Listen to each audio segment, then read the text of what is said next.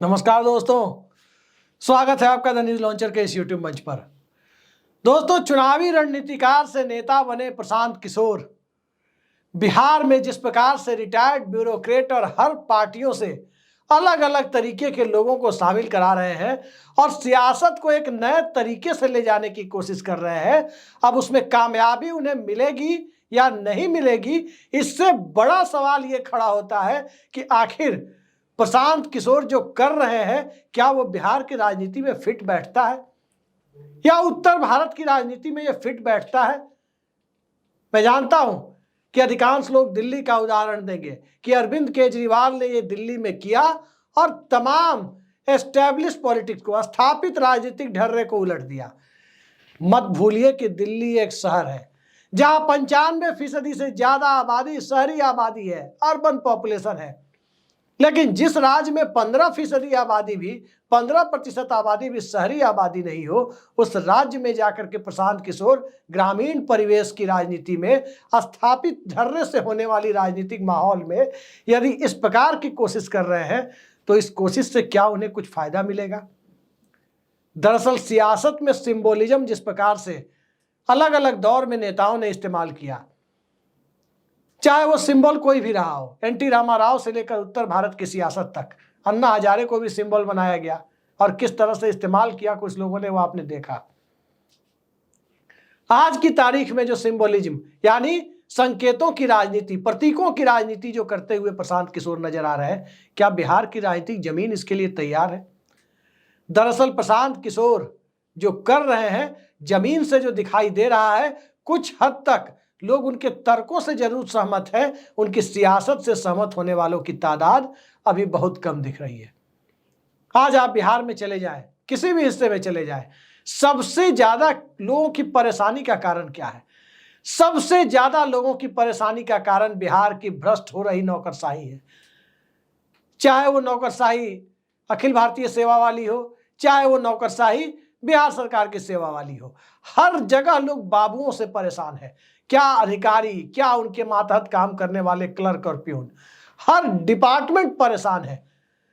लेकिन प्रशांत किशोर कर क्या रहे हैं? रिटायर्ड बाबू, वीआरएस ले चुके बाबू और ऐसे ऐसे बाबुओं को चुन चुन कर पार्टी में शामिल करा रहे हैं। जनता के बीच धारणा क्या बनी हुई है? जनता के बीच बनी हुई है कि अच्छा, ये जनाब लोग तो पहले सिस्टम में जाकर लूटते थे। मैं नहीं जानता लूटते थे या नहीं लूटते थे, लेकिन आम जनता की चौक चौराहों की बहस मुबाहिसों पर यदि भरोसा करें, उनके तर्कों पर यदि गौर करें, तो एक बात साफ होती है कि लोग यही कहते हैं कि पहले ये अधिकारी लोग सर्विस में रह के लूटे और अब सर्विस में रह के लूटने के बाद अब ये नेता बनकर लूटना चाहते हैं। मतलब उस पाइपलाइन को, लूट की पाइपलाइन को, लूट का माल छूट कर खाओ, इस परंपरा को जीवित रखना चाहते हैं। तो कहीं ना कहीं सियासत अलग तरीके से प्रशांत किशोर जो करना चाहते हैं, उनकी मुहिम को, उन्हीं के अलग अलग स्टेप, अलग अलग कदम जो वो ले रहे हैं, उससे घाटा पहुंचता हुआ दिख रहा है। रिटायर्ड ब्यूरोक्रेट को या वीआरएस ले चुके ब्यूरोक्रेट को लोग लेने के लिए तैयार नहीं है। जनता उन्हें हाथों हाथ लेने के लिए तैयार नहीं है। आप छोटे दफ्तर से लेकर के बड़े दफ्तर तक बिहार में चले जाएं, सबसे पहले नगद नारायण की पूजा करनी होती है, उसके बाद आपका छोटा से छोटा काम आगे खिसकता है। अब सिंबोलिज्म कहां कर रहे हैं प्रशांत किशोर, जरा उसे देखते हैं। सभी जानते हैं कि बिहार में अति पिछड़ा राजनीति बहुत जबरदस्त तरीके से होती है। अति पिछड़े में नेता नहीं उभरने दिया जाता, उसे अल्पसंख्यकों की तरह एक वोट बैंक बनाकर रखा गया है। जैसे अल्पसंख्यकों को भाजपा का डर दिखाया जाता है, वैसे ही अति पिछड़ों को भी एक सेंस ऑफ इनसिक्योरिटी, असुरक्षा के भाव में रखने की कोशिश होती है और उसका फायदा अति पिछड़े जमात से बाहर से आने वाले कोई नेता, चाहे वो पिछड़े वर्ग के हो, ज्यादातर पिछड़े वर्ग के हो, और कभी कभार अगड़े वर्ग या दलित वर्ग के लोग भी उनके डर का सीमित इलाके में ही, सीमित तरीके से ही सही दोहन करते रहते हैं। तो क्या प्रशांत किशोर अति पिछड़े वर्ग की असुरक्षा की भावना का, राजनीतिक रूप से असुरक्षा की भावना का क्या दोहन करने चले हैं? यह सवाल महत्वपूर्ण है। देखिए, प्रशांत किशोर जो कर रहे हैं, निश्चित तौर पर एक आदर्श स्थिति है कि जिस प्रकार से वो लोगों के बीच जा रहे हैं, पैदल चल रहे हैं, गांव गांव में अपना नेटवर्क तैयार कर रहे हैं, अपने लोग खड़े कर रहे हैं, निश्चित तौर पर इसकी सराहना की जानी चाहिए। लेकिन सवाल यही है कि उनके साथ जो गांव गांव में टीम तैयार हो रही है, कितने राजनीतिक कार्यकर्ता हैं या जिनको कहीं कोई राजनीतिक ठौर ठिकाना नहीं मिल रहा, वही प्रशांत किशोर से जुड़ रहे हैं। इस सवाल के बीच जो महीन फर्क है पॉलिटिकल और नॉन पॉलिटिकल क्लास का, पॉलिटिकल वर्कर और नॉन पॉलिटिकल वर्कर का, ये सबसे पहले आकर खड़ा होता है। तभी जाकर पता चलेगा कि प्रशांत किशोर के सक्सेस की संभावना, उनकी सफलता की संभावना कितनी है। कर्पूरी ठाकुर की पोती को पार्टी में शामिल करा लेने से क्या अति पिछड़े वर्ग के मतदाता प्रशांत किशोर के साथ हो जाएंगे? कतई नहीं। अति पिछड़े वर्ग में भी अलग अलग जमात है और बिहार में एक तरह से खासकर राष्ट्रीय जनता दल की तरफ से जारी की गई चिट्ठी के बाद, जिसमें प्रशांत किशोर उस प्रकार प्रशांत किशोर पांडे कहा गया, उसके बाद से जो परिस्थिति बनी कि ये किसी की बी टीम है, भारतीय जनता पार्टी की बी टीम उन्हें कहा गया। जनता दल यूनाइटेड के लोगों को लग रहा है कि ये चिराग मॉडल का पार्ट 2 हो सकता है। कहीं किसी के द्वारा इन्हें प्लांट तो नहीं किया गया है कि जेडीयू के अति पिछड़ा जनाधार में सेंध लगाए। कई सारे सवाल लोगों के मन में उठ रहे हैं, लेकिन इन सब के बीच प्रशांत किशोर की यात्रा अनवरत जारी है। लोगों का उनसे जुड़ना जारी है, वो सम्मेलन कर रहे हैं, लोगों को जोड़ रहे हैं। और जो बिहार की राजनीतिक मिजाज है, उस राजनीतिक मिजाज में प्रशांत किशोर या किसी नए व्यक्ति के लिए एक संभावना तो जरूर है, लेकिन सवाल यही है कि राजनीति के स्थापित ढर्रे से अलग जाकर के जो राजनीति वो कर रहे हैं, उस राजनीति में कामयाबी कितनी मिलेगी। सवाल इसलिए भी है, नौकरियों से परेशान तबका बिहार में है कि उसे नौकरी चाहिए, रोजगार चाहिए। एक वो तबका भी है जो बिहार में मंडी सिस्टम नहीं होने से खेती किसानी में अलग तरीके की दुश्वारियां झेल रहा है। एक वो तबका भी है जिस घर का कोई ना कोई पलायन की मार से ग्रसित है, वो पलायन को मजबूर है, दूसरी जगह जाके काम करने को मजबूर है। क्या पढ़ा लिखा व्यक्ति, क्या स्किल्ड लेबर, क्या अनस्किल्ड लेबर, कुशल या कुशल मजदूर, हर वर्ग के लोग मौजूद हैं। लेकिन प्रशांत किशोर की बात सुन करके उनके तर्कों से सहमति जताना और उसके वोट बैंक में एक वोट में तब्दील होना, दोनों दो बातें हैं। और यही दो बातों का फर्क दिल्ली और बिहार के फर्क को, अरविंद केजरीवाल की सफलता और प्रशांत किशोर की सफलता या असफलता जो भी उन्हें मिले, इसके फर्क को सामने रखकर तौलने की जरूरत पैदा करती है। अब आगे चल करके देखते हैं कि जन सुराज उनका 2 अक्टूबर को नई पार्टी में तब्दील होगा। संयोगवश उसी दिन आरसीपी सिंह भी घोषणा कर रहे हैं कि वो भी अपनी पार्टी बनाएंगे। अब आरसीपी सिंह की पार्टी की कोई चर्चा तो कहीं होती नहीं है, लेकिन प्रशांत किशोर की चर्चा, कम से कम चर्चा में वो आ गए। और राजनीति में सफलता का जो सबसे बड़ा मूल मंत्र होता है, वो यही होता है, चर्चा, पर्चा और खर्चा। तो चर्चा और पर्चा में तो बने हुए हैं, खर्चा में भी बने हुए हैं। संयोगवश तीनों में प्रशांत किशोर फिट बैठ रहे हैं, उनके पर्चे भी गांव गांव पहुंच रहे हैं। चर्चा में लगातार बने हुए हैं, तभी हम भी उन पर चर्चा कर रहे हैं। और इन सब से आगे बढ़ करके देखें तो उनके पूरे जन सुराज अभियान को देखने वाले लोग कहते हैं कि खर्चा की तो कोई कमी है नहीं, यानी वो खर्चा भी कर रहे हैं।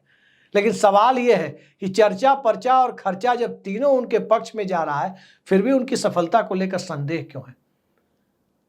तो संदेह दरअसल हर उस राजनीतिक दल के साथ व्यक्त किया जाता है जो पहली बार चुनाव लड़ने जाता है। समता पार्टी बनी थी 1995 के विधानसभा चुनाव के ठीक पहले, जो आज का जनता दल यूनाइटेड है। तब भी नीतीश कुमार की सफलता को लेकर संदेह व्यक्त किया गया था। सफलता मिली आने वाले वक्त में, 95 में नहीं मिली, बाद में मिली, लेकिन मिली। ठीक इसी तरीके से दिल्ली में जब आम आदमी पार्टी बनी, उसकी सफलता को लेकर के भी संदेह व्यक्त किया गया, लेकिन सफलता मिली। सवाल यही है कि प्रशांत किशोर के साथ जुड़ने वाले लोग राजनीति को किस तरह से देखते हैं। राजनीति उनके लिए भी एक व्यवसाय तो नहीं है, और क्या प्रशांत किशोर के लिए भी राजनीति एक व्यवसाय तो नहीं है? यही एक सवाल है जो चर्चा, पर्चा और खर्चा के बावजूद प्रशांत किशोर के रास्ते में सबसे बड़ी संभावित बाधा के रूप में खड़ा हुआ है। वो लोगों से कहते हैं कि बिहार मजदूर भेजने वाला स्टेट बन गया है, लोगों से कहते हैं कि हम बिहार में जमे हुए हैं, छोड़कर कहीं नहीं जाएंगे, जब तक बदलेंगे नहीं तब तक मानेंगे नहीं। अब कितना बदलेंगे या बदलने का मौका जनता उन्हें कितना देगी, आगामी विधानसभा चुनाव में पता चलेगा। लेकिन राष्ट्रीय जनता दल ने जिस प्रकार से चिट्ठी निकाली, जगदानंद सिंह ने चिट्ठी निकाली, तेजस्वी यादव और चिराग पासवान खुद को भविष्य के नेता के तौर पर बिहार में देखते हुए नजर आते हैं। अब उसमें बीच में प्रशांत किशोर आ रहे हैं। तो एक बात तो जो बहुत कड़वी सच्चाई है, जिसे कह देने में कोई गुरेज नहीं होना चाहिए, कि जितनी मेहनत प्रशांत किशोर कर रहे हैं उनकी कामयाबी संदिग्ध दिखती है। अगर वाकई उतनी मेहनत गांव गांव में पैदल चलते हुए, कस्बे कस्बे में पैदल चलते हुए उसकी आधी मेहनत भी तेजस्वी यादव ने की होती तो वो आज कामयाबी के झंडे गाड़ रहे होते। जगन मोहन रेड्डी 2019 की हार से उन्होंने सबक लिया और 2014 की हार से सबक लिया और 2019 में तकरीबन 6000 किलोमीटर से ज्यादा की वो पदयात्रा कर चुके थे और उसके बाद गांव गांव में जो नेटवर्क था उस नेटवर्क को वोटों में तब्दील किया और 2019 में लोकसभा विधानसभा दोनों चुनाव जो एक साथ हुए उसमें सफलता का परचम लहराया। उस वक्त भी प्रशांत किशोर उनके सारथी बने हुए थे। तो आज की तारीख में प्रशांत किशोर का अभियान सफल हो या ना हो, राजनेताओं के लिए एक नसीहत जरूर है कि सफलता का कोई शॉर्टकट नहीं होता और जरूरी नहीं कि मेहनत की जाए तो सफलता मिले ही या पहली बार में ही सफलता मिले। तब भी प्रशांत किशोर मेहनत कर रहे हैं, लेकिन जब तक बी टीम वाला आरोप प्रशांत किशोर की राजनीति के ऊपर, उनके जन सुराज अभियान के ऊपर चस्पा रहेगा, वो आरोप उन पर लगता रहेगा कि अमुक दल की बी टीम है, दूसरे लोग आरोप लगाएंगे कि नहीं नहीं ये इनकी नहीं है उनकी बी टीम है, तो इस बी टीम वाले दायरे से वो नहीं निकलेंगे। तब तक बिहार के सामाजिक समीकरणों की राजनीति में अपने लिए कोई समीकरण कम से कम वोटों वाला तो बना लेंगे कि 6, 8, 10 या 12% वोट उन्हें मिल जाए, सीटों में कन्वर्जन करने वाला वो हालात पैदा नहीं कर पाएंगे। 5-10 सीटें मिल सकती हैं, मैं हालात अनुकूल बन गए तो 50 सीटें भी मिल सकती है। लेकिन आज की राजनीति ऐसी कि बिहार एक पॉलिटिकल बाइनरी में बंधा हुआ है। एक तरफ राष्ट्रीय जनता दल, तेजस्वी यादव को आने देना है या तेजस्वी यादव को रोकने के लिए नीतीश कुमार को स्वीकार कर लेना है। इस बाइनरी को, इस पॉलिटिकल नैरेटिव को जब तक प्रशांत किशोर तोड़ेंगे नहीं तब तक अपने लिए वो रास्ता ढूंढ नहीं पाएंगे बिहार में। ये बहुत बड़ी सच्चाई है और उनका मिशन इसे तोड़ने में कामयाब होता है कि नहीं होता है। पहले 2 अक्टूबर को उनकी पार्टी तो बन जाने दीजिए। पहला अध्यक्ष उनकी पार्टी का दलित होगा, ये बात वो कह रहे हैं कि दलित समाज से आने वाला व्यक्ति होगा। यानी नई राजनीति तो करना चाहते हैं, लेकिन घूम फिरकर समाज की उसी सच्चाई में आकर के वो बैठ जाते हैं कि 75 अति पिछड़ों को टिकट देंगे, दलित समाज से आने वाला व्यक्ति अध्यक्ष होगा। तो फिर कौन सी नई राजनीति? जब आप घूम फिरकर जाति की ही राजनीति करने आ गए तो उस फील्ड में भला उन्हें आप चुनौती दे पाइएगा जिसमें लालू यादव और नीतीश कुमार मंडल पॉलिटिक्स से निकले हुए लोग पहले से ही पीएचडी करके बैठे हुए हैं। हमारे दर्शक इस बात को बखूबी समझते होंगे कि हिंदुत्व की राजनीति करने के मामले में, धर्म की, सांप्रदायिकता की राजनीति करने के मामले में, पोलराइजेशन की राजनीति करने के मामले में कोई भारतीय जनता पार्टी को चुनौती दे पाएगा क्या? स्वाभाविक है कि नहीं दे पाएगा, क्योंकि उसमें पहले से वो पीएचडी हैं। दूसरे लोग उनके एरिया में जाकर उनको चुनौती नहीं दे सकते।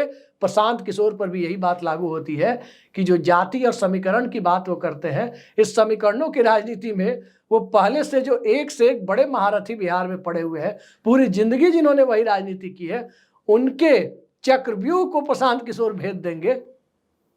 भरोसा तो नहीं होता, लेकिन कहा भी नहीं जा सकता कि आने वाले वक्त में सियासत का ऊंट किस करवट बैठेगा। आज के लिए इतना ही। नमस्कार।